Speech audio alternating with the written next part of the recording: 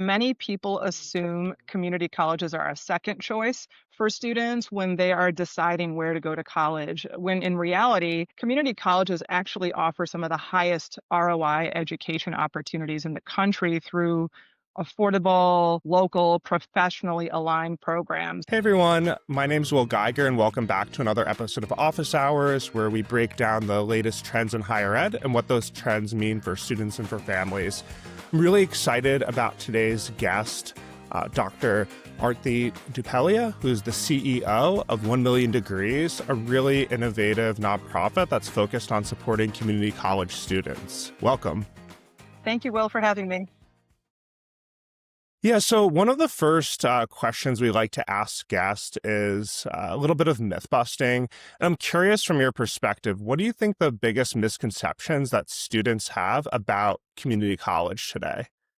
Sure. So, well, I think that many people assume community colleges are a second choice, or frankly, even a last resort for students when they are deciding where to go to college. When in reality, community colleges actually offer some of the highest ROI education opportunities in the country through affordable, local, professionally aligned programs. So instead, I believe community colleges are and should be thought of as a bold first choice for students.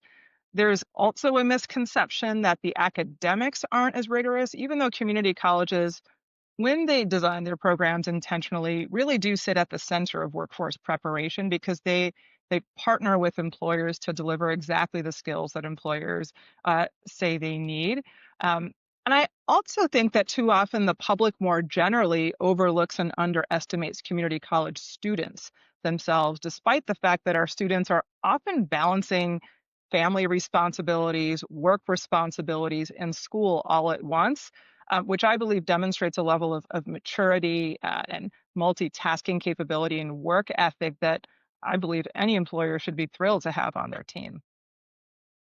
Yeah, I think you bring up a really a great point just around workforce readiness and just how the I think one of the really interesting things and important things about community college system it is so local, and I think for people sometimes forget a lot of higher education is local, and so many schools will wind up so many students will wind up going to college relatively close to where they grew up. Will probably wind up living in some of those places, and community colleges, as you are in a unique position to understand the local economy, build those relationships with employers, and make relevant learning opportunities available. Absolutely. I mean, I think you said it. Community colleges they're accessible, they're local, they're non-selective, and also, they also often have very flexible course schedules, right? Designed for working adults with weekend, evening, part-time, online course taking options, in addition to being affordable. And that is more important now than ever when families are more and more questioning the value of higher ed because essentially community colleges are meeting students where they are and reducing financial risk. And like you said, it's community colleges are aligned with the workforce. They're also aligned with universities. So um, these community colleges, they can provide a really convenient, again, accessible option for students, whether they want to go on to university and earn their bachelor's, after knocking out the first 2 years of college at a lower cost, or go right into the workforce through labor market aligned programs that they are trained in. Yeah, I think the transfer pathway is such a important reminder for folks. It's pretty great that you get a credential after 2 years, and then are able to go on to complete your bachelor's degree. It's just there's going to be articulation agreements, and when conversations with four-year colleges, that is one of the big themes of this year, is just they are really thinking with demographic shifts about two-year colleges as just being an important source of students, and just trying to create even more accessible, affordable pathways to reach those students who are looking to complete earn a four-year degree. Yeah, I agree. I think that you're seeing that more and more in universities. And I'd also say that we need even more universities to be what I describe as transfer friendly, right? They often don't accept students' hard-earned transfer credits. They often don't prioritize financial aid for transfer students and sometimes don't create as welcoming an experience as they could for transfer students and the way they, what I would say is roll out the red carpet for new freshmen. But given sort of demographic, given enrollment declines around the nation, given there are fewer and fewer, 18-year-olds right out of high school going to universities, I agree with you that more universities are now starting to say, okay, how do we do a better job serving transfer students? So it's making going to community college an even more viable and attractive path for students deciding where to go to college. Yeah, and I think to your earlier point, just the maturity, diversity of the students, just I think provides real enrichment to a campus community as well, which is I think another important aspect of this. Kind of piggybacking off of that, I know 1 million degrees has served thousands and thousands of students. What are some of the themes that you see among the students who you've served? Sure. I think there are what my students inspire me. I will say that my students inspire me, and we serve students at a number of community colleges. And I would say the things that I see in our students are our work ethic, multitasking skills, resilience, and I really believe our students have maturity and wisdom beyond their years. I see our community college students as truly a determined and savvy group of learners who really deserve more recognition, right? I've coached students who've told me about how they worked an overnight shift at a factory and then showed up to class or to our program the next morning because they know these are the steps they need to take both to survive today while also making progress to achieve their future goals. I have met students who went out of state to a university and then realized it wasn't the right fit for them either because they couldn't afford it or they needed to be closer to home for other personal reasons. And instead of giving up when they withdrew from university, they took a pause, they reset themselves, and they started at their local community college to get back on track toward their goals, right? I've also met students who've said they always dreamed of getting their bachelor's degrees and graduate degrees, even, and they chose community college for their first years of college because it was simply the most affordable path to their future goals. So why wouldn't they choose that path when affordability was important for them? So they were savvy enough to make community college their bold first choice. So I mean, I would say our students across community colleges are seeking a clear path to increased earnings, job security, and a general improvement in their quality of life, and they're willing to hustle to make it happen, which I think makes them attractive for employers seeking the durable skills needed to succeed in the modern workforce. And at 1 million degrees, we know that when we support these students, they can and will succeed. Our work with City Colleges of Chicago has shown that students participating in OMD are 94% more likely to persist from their first to second term and 73% more likely to complete their degree when compared to similar non-program participants. So there is so much potential and skill in our students, and we just need to provide the support to help them achieve their goals. Yeah, and I love, and it's just incredible. Some of those stats, with the work that you're doing, and just I think to double click on the affordability piece. That's I think like one of my, I think it's a contrarian like view, but not that there's not problems with college affordability, but I do believe that for almost every student in the U.S. there are affordable options available, and I think for most students that's going to include a public in-state or community college where, Pell Grant is going to be incredibly impactful. And to your point, you actually can like, work and that have a job and help pay for that. And I've seen that with people in my family. And that's, I think, a really wonderful, wonderful thing, that you don't just have to take on all of this debt to earn a relevant degree. And you might find that you're able to get a great job with your your 2 year degree and always have the option to Yeah. go and continue at some other point if you like. Right. I think that's a great point. I think community colleges do offer optionality, right? There's multiple pathways to success. You can finish a degree in 2 years and go right into a job. You can go on to university, or you can go right into a job and then come back and go to university later, or do both at the same time. And so I think that optionality provides a level of flexibility and opportunity for a broad range of students. Yeah, no, and especially, as you mentioned, you're coupling that with you're able to take classes throughout the year, and the traditional, university system is quite rigid in that you're doing, your fall semester, your spring semester at most schools, and then there's a long summer off, and for students at a community college, 2-year college, you're able to take courses throughout the year, which is just great, and just like potentially accelerate how you can earn your degree. Absolutely. Where community colleges are meeting students where they are. They're trying to be what I describe as student ready, right? As opposed to assuming there's one definition of college ready and every single student needs to fit the mold of a very rigid schedule, a very limited set of supports, right? A very limited set of pathways, right? I really think that community colleges do a nice job of being student ready. Yeah. I I'm curious in your, I guess, to in the kind of flip side of your experience, working with these thousands of students. What are some of the biggest challenges that you and your team are seeing that these students are facing, when thinking about their educational futures? I would say that three things really stand out to me the most.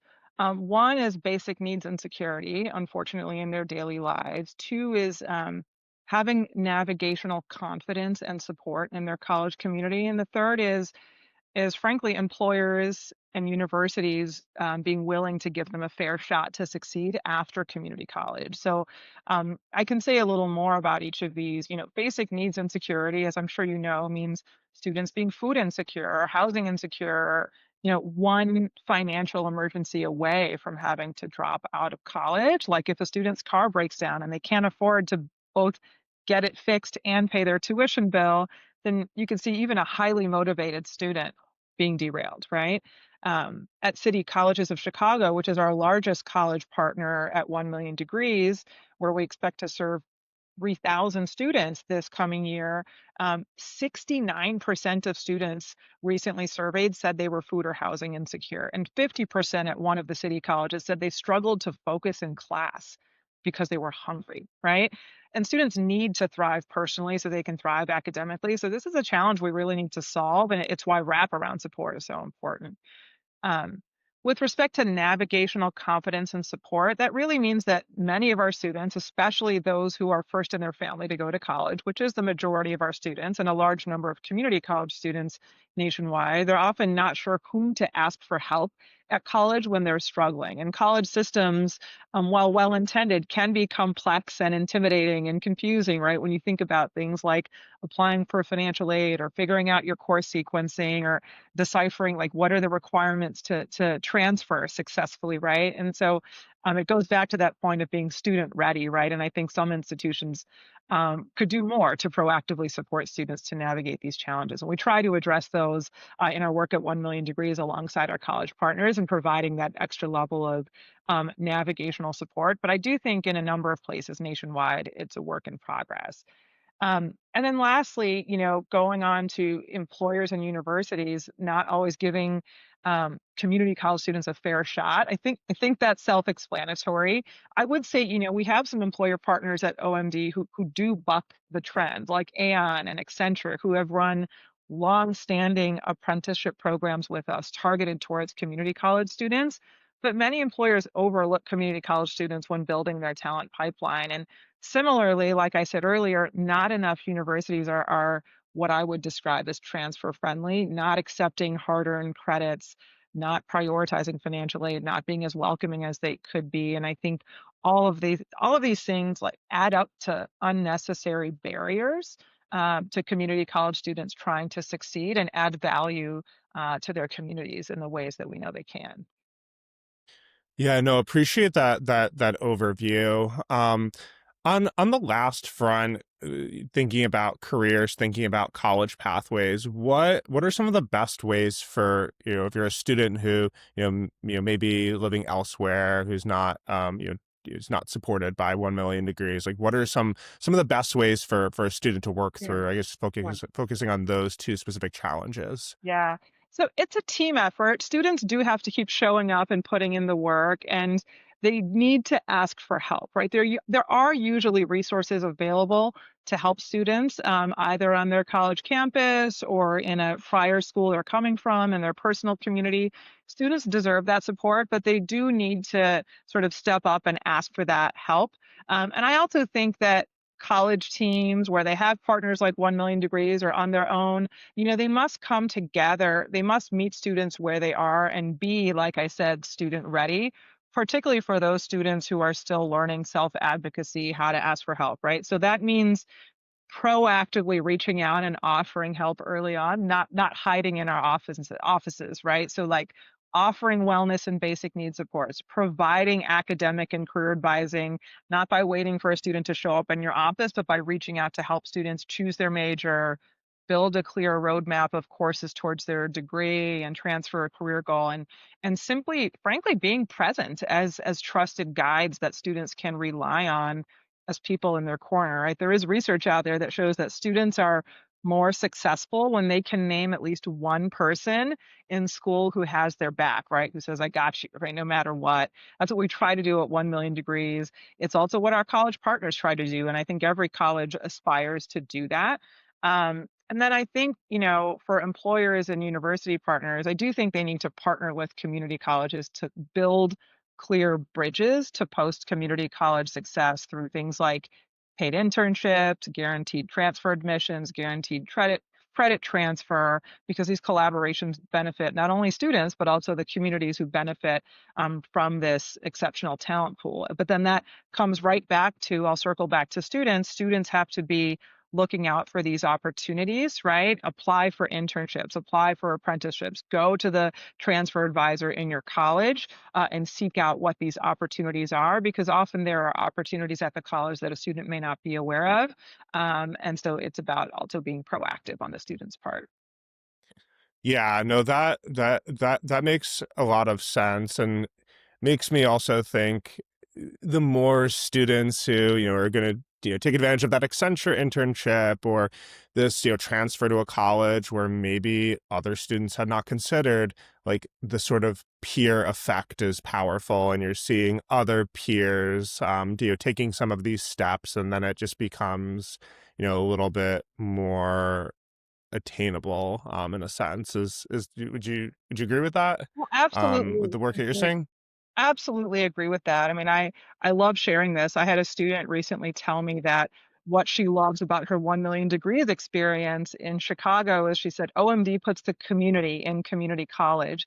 Not only does that give her a sense of belonging at the college, but it gives her peers that she's in our program with to look up to get advice from, to see, oh, they tried that, they visited their transfer advisor, so I'm going to do that too, or they got this scholarship, so I'm going to apply for that too. I didn't think I could do it, but now I know this is a pathway for me. So there's a huge peer effect there. And in fact, students were telling me, like, you got to get even more students in this program, and the way you do that is by having more students talk to each other, right? Then they'll be more likely to participate, more likely to be successful.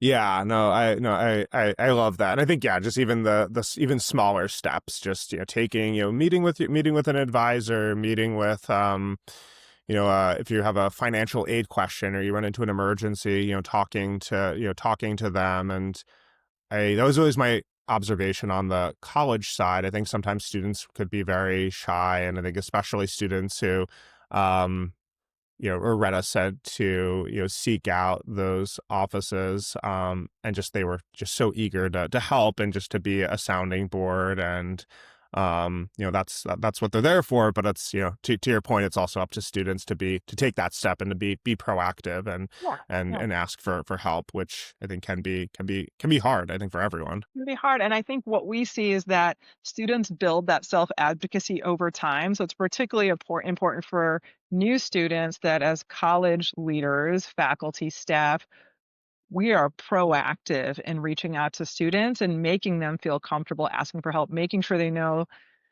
hey, by paying tuition, they're paying for this support. They deserve this support. They're owed this support. Our job is to support students. And so that proactivity on the college team's part is important as well. And over time, students will build that self advocacy and self efficacy. I just encourage students to reach out as early as they can and know that folks at the college are here to help. Yeah, absolutely. Um, always curious about specific, specific student success stories in my work in school counseling and admissions. There's always a, handful of students that still stick with me Um, today. yeah, I'm curious, who are on the, OMD students. Do you have, like a favorite success story, yeah, or two, yeah. of a scholar? Yeah, I've heard a few over the years, and I will share one in particular that continues to stand out to me the most. An OMD scholar whose name is Shirley. Shirley was born and raised in Englewood in the south side of Chicago, which you might know is one of our most under-resourced communities. And at 61 years old, Shirley is back in school now, working toward her bachelor's degree. Sadly, she lost both a son and a nephew to gun violence, and that grief actually pushed her to want to be a part of changing her community. So she enrolled in community college, and with the support she got from Kennedy King College at the City Colleges of Chicago, as well as 1 Million Degrees, she earned her associate degree in political science in 2024. Her OMD program coordinator, Jonathan, encouraged her every step of the way, even taking her weekend calls when she was struggling with technology, answering every question, providing her reassurance, being her cheerleader that she could do it. She is now at Northeastern Illinois University, last I heard with a 4.0 GPA, majoring in justice studies and minoring in urban community studies. So think about that, just sort of being a lifelong learner and wanting to be a community leader and rise from the grief that she was feeling and use that, to help propel her to make a positive impact on her community. Yeah, no, what an incredible story. Just a reminder, just it's never too late, to, continue your education and to that's great. Um, I on Scholarships 360, I guess, we many students are thinking about earning their 4-year degree. So that's something we're always we're always thinking about how to support students who will go into their community college 2-year education knowing they want to transfer. Um, what do you think those students should keep in mind if that's the plan? I know Yeah, you had mentioned just with the yeah. going back to earlier part of the conversation, mentioned just sometimes that can be a challenging process with credits not being accepted, and sometimes the 4-year college not necessarily making that as easy as it could be. Yeah. Yeah. So I would say to students planning to transfer, I would say a few things. Transfer success starts early, right? So don't wait until the end of your second year of community college to start thinking about it. Instead, start thinking about this in your first semester of your first year, if you didn't even start thinking about it beforehand, which is even better. So in your first term, make an appointment with your academic advisor, and if your college has one, also your transfer advisor. Try to determine your future career goals and major as early as possible, because then you can start narrowing down which universities you may want to transfer to. Then by your second term, work with your college advising team to narrow it down to 2 or 3 universities you're interested in. Obviously, as people do, consider cost, if they have your major, if the location and living situation works for you, the course schedule, like does it fit with your work and life commitments like community college does, and also look at the institution's graduation and employment outcomes. And if you then decide where you want to go that early, then you can build your course schedule for the rest of college in a way that most or all of the courses you take are ones that you know will transfer, because generally community colleges will have articulation agreements with universities, at least in the state, if not more broadly. So then you can get as much credit as possible for your community college work. And then it's, simply important to stay connected with your college's advising team as you apply for admissions and financial aid, and take advantage of opportunities to help you make your decision. Like touring university campuses where possible, so you get a feel for what feels right to you. And then, of course, as always, you got to stay focused on your academic performance during community college. That'll of course, increase your transfer and scholarship prospects. And often there are even nowadays a lot of direct admissions agreements into universities where you don't even have to apply if you maintain a certain GPA. So those are the things, some of the things I would advise community college students looking to transfer. Yeah, no, that I think that's all great advice. And just to echo, I think the starting early is always a important And thing. And just yeah, yeah, staying organized, and mhm, coordinating with your advising yep, support. yep. Um, I'm curious from a like a transferring credits perspective. Are there particular for are there particular situations you see that being an issue where, I don't know if there's particular disciplines or areas where students just may not, they may think that they're in good shape, but that come up frequently as being hurdles when a student might be transferring? Yeah, I think what I have seen most often is that general education courses tend to transfer most easily, English courses, math courses, social science courses, etc. Um, Oftentimes, it's the major specific courses, particularly in technical fields or fields that involve licensure, like educator preparation, nursing, things like that. Oftentimes, the baccalaureate institutions can be more sticklers about what courses they accept, or even on the gen eds, frankly, well, there's a particular English for educators or a particular science for educators, things like that. There are sometimes challenges there as well. So that's, I think that's on the colleges and the universities to do the legwork to really work out those agreements to make as much credit transfer as possible. And then it's on the students to work with their advisors to sort of say, okay, what am I working with? And let me make sure I build my course schedule to maximize as much credit transfer as possible. Yeah, no, that I think that's good advice and just a little framework for students to think through. But yeah, to your point, I think looking where there's articulation agreements, direct admissions pathways, like that will give you some, some more predictable options. I know, I was working at a small private college, and they, were, you know, probably not the most community college accessible, just because they were, they were sticklers, I think, about how different types of classes would transfer over, which and that was something that also could be hard to know until you'd kind of gone through the entire process. Not I understand how that was frustrating for students when you Right. apply, you get Um, mhm, might be accepted, yeah. but you realize like, oh, my college Yeah. education, my timeline's going to be an extra semester, an extra year, whatever. Right. Right. We hope that universities get more and more accepting of transfer credit over time as they also realize they're competing for fewer and fewer students, right? So you have to be Yep. more student friendly and give them credit for the hard work they've done and the skills and knowledge that they have acquired. I also think that high school counselors can get even better at helping students think through that path, right? I did work in K-12 as well and in college access work, and there is more work to be done in helping high school counselors see that 2+2 path from an associate to a bachelor's degree and understand the options that exist. And also, the other thing I would say is sometimes you're in the environment you're in, and maybe the universities around you aren't that accepting of, say, major credit, but they are of gen eds. And so oftentimes you could see students choosing the path of, well, let me at least knock out my general education courses at community college, and then I'll transfer. I'm not saving as much money as I hope to, but I'm still saving a significant amount of money that way. And so that can also be a path that students consider is get your gen eds out of the way and then transfer.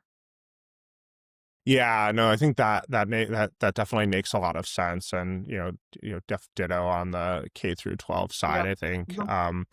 the if four-year college is a wonderful option, but I think sometimes there is just so much pressure and focus on that as a one size fits all, and I think that's just not necessarily the most you know not the best option for everyone. I think especially when thinking about affordability, that's something that tier options should should get a little bit more attention Right. from Right. counselors. Exactly. I know that there's also a fair number of students who might really be thinking about, I guess, on the flip side, a community college education as a pathway to a career. And I'm curious how you think students, who are maybe in that camp, how they should be thinking about a community college pathway if they're really focused on that as a maybe not just their end all degree, but as a means to getting a job after 2 years. So I think um, career preparation doesn't require having everything figured out, and community colleges are a great place to go to get help to figure that out. And then, as you figure that out, develop the skills and networks to advance into whatever your career pathway of interest may end up being. So, I think colleges should start with career exploration, and students should take advantage of those opportunities where career exploration is offered. And so that's about helping students identify their skills and interests if they haven't decided what path they want yet. And so that can happen through, interests and skills inventories, through various tech tools, through in-person engagement with industry guest speakers coming to campus, or job site visits that colleges organize with employers. And so I think college career service teams and employers can come together to offer these opportunities, and they often do in most community colleges. And so students should really seek those out and take advantage of them. Again, it's a nice, affordable, accessible way to start to dip your toe into different areas and learn what options are there if you're not sure. I also think then, career development at a community college can focus on universal skills development that is helpful for students regardless of what career path they choose, right? So building durable skills like communication, problem solving, teamwork that apply across industries. These can be developed in gen ed courses like English and math, as well as in career focused major courses once a student knows what they want to do. And then you also need support in job seeking skills, right? Writing a resume, cover letter, LinkedIn profile, learning to network and interview. And I think colleges need to offer that, and students should lean into those opportunities. And I would also say the best career development occurs through work-based learning experiences, right? Internships, apprenticeships, where students get paid on the job experience while they build skills and confidence in their potential future paths, or decide what, that isn't something they want to do after they get some experience in that. So I think community colleges are a nice place for students to get those types of experiences as well, because the college programs, the faculty are building employer partnerships as their, as an input to the curriculum, right? And so there are those opportunities to get exposed to the workforce in community colleges as well. Yeah, and I think just on top of that, just the flexibility where Mhm. you might Yeah, be able to, internship, apprenticeship, yeah, job yeah, while like doing your yeah, education, which that can be quite challenging yeah, at a more traditional 4-year college. exactly, exactly. Mm.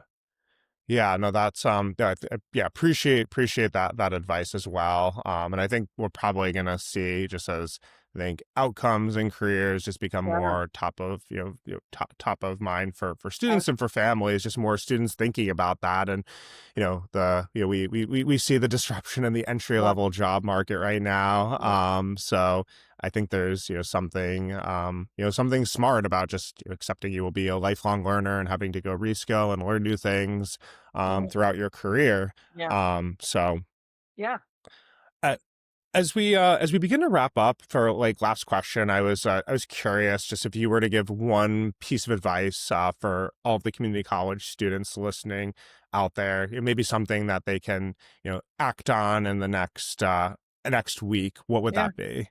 Yeah, I'll probably reiterate a sentiment that I already shared, or sentiments that I already shared. I would say to community college students, you have endless potential, and you do not have to do this alone. There are many people in your college community who want to help you succeed. So please ask for support early and often, because the students who succeed are the ones who use the resources around them, regardless of where they come from or how they did academically before they got there, or the path they may be pursuing. And you're owed the same amount of support as any student. And of course, every credit you earn is positive momentum that can change the trajectory of your life and your family's future. So it is hard work, but worth doing. So I encourage you to keep pushing forward. Well, I think that's a really wonderful note to wrap up on. Thank you so much for joining us. This has been such a great conversation, and yeah, I've been really excited to do an episode that's more focused on community college students. So thank you for sharing all of this great advice with our community. Thanks again for the opportunity, Will. Yeah, have a great day. Thank you. Take care. Thanks everyone for tuning in to another episode of Office Hours with Will Geiger. If you're a student or parent, don't forget to check out app.scholarships360.org, where you can sign up for our free scholarship matching platform. For colleges, we've got solutions to make your work easier, which you can check out at connect.scholarships360.org.